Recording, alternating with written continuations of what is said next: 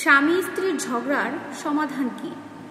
স্বামী এবং স্ত্রীর মাঝে কোনো না কোনো কারণে মনোমালিন্য বা ঝগড়া হতেই পারে, কিন্তু তা যদি দীর্ঘদিন ধরে চলতে থাকে তাহলে এর কারণে আপনার সম্পর্কটা ভেঙেও যেতে পারে।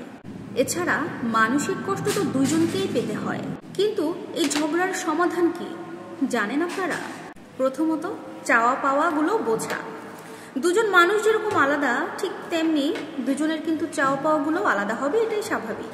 কাজেই একজন মানুষ যখন তার চাওয়া পাওয়া অনুযায়ী তার স্বামী বা স্ত্রীর কাছ থেকে সেটা না পায়, ঠিক ওই মুহূর্ত থেকে শুরু হয়ে যায় তাদের মধ্যে দ্বন্দ্ব। কথা বলার প্রস্তুতি নিন। আপনাদের স্বামী স্ত্রীর মধ্যে যে বিষয়গুলোতে মিল পড়ছে না, সেই বিষয়গুলো সিলেক্ট করে সেই বিষয়ে দুজনে একসাথে বসে কথা বলার প্রস্তুতি নিন। জানতে চান তার আসলে কি বক্তব্য, বা তার আপনার কাছ থেকে আসলে কি আশা আছে বা কি চায় সে। অভিযোগ কম করুন।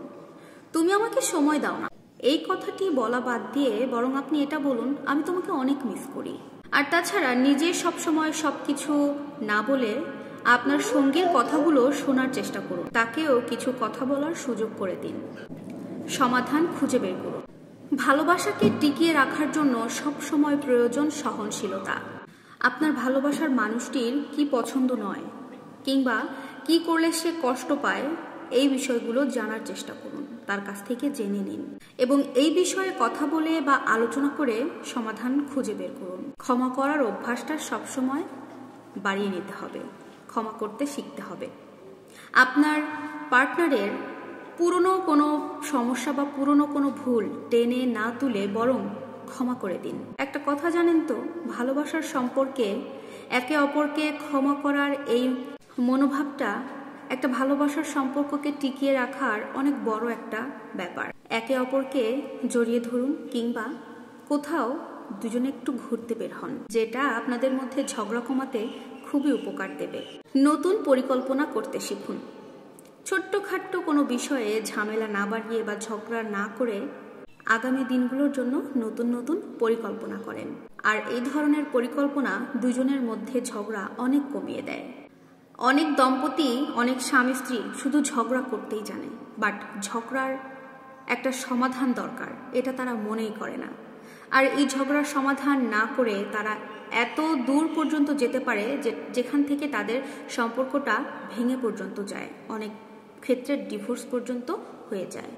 স্বামী স্ত্রীর সম্পর্ক বাদ দিলাম, যে কোনো সম্পর্ক যদি বেশি দিন একসাথে থাকে বা পাশাপাশি থাকে, দেখবেন যে সেখানে অনেক ঝগড়াঝাঁটি, কথা কাটাকাটি, মনোমালিন্য, অনেক ঝামেলা তৈরি হয়ে যায়।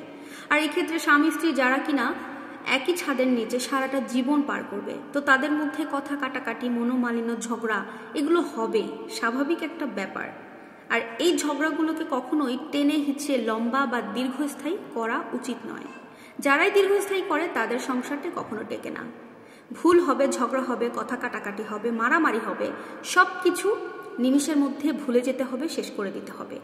আর আমি আপনাদের মাঝে আজকে যে টিপসগুলো বললাম, ঝগড়ার যে সমাধানগুলো আপনাদের সাথে শেয়ার করলাম, এই অনুযায়ী কাজ করতে পারলে তো সংসার জীবনে ঝগড়ার কোনো স্থানই থাকবে না। ঝগড়া হবে, কথা কাটাকাটি হবে, পরক্ষণে সব কিছু শেষ। এটাই কিন্তু একটা দাম্পত্য জীবনের সুখে পরিবার গড়ার একটা মূল কারণ বলতে পারেন। সো ঝগড়ার সমাধানগুলো এভাবে করার চেষ্টা করেন, ইনশাল্লাহ ভালো থাকবেন। আল্লাহ হাফেজ।